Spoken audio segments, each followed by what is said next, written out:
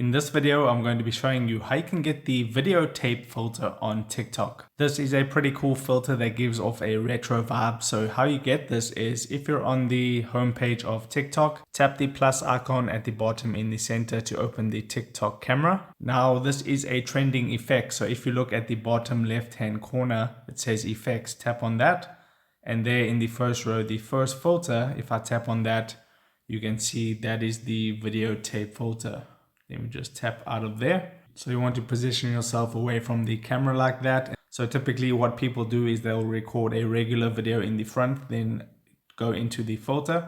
So you can just begin recording your video. But if you're not finding the filter from within that effects library over there, go out of the camera, then tap on the discover option there at the bottom. Then in the search bar, you want to search for videotape. So just videotape.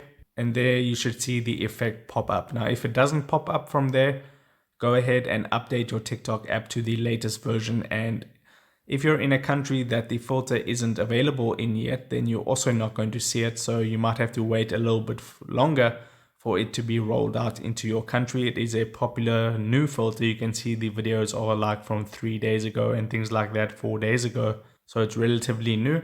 So you can tap on that. And then you can add it to your favorites at the top there, or try this effect at the bottom there. And then you can just begin recording your video using the videotape filter. Once you're done recording, you can post your TikTok video.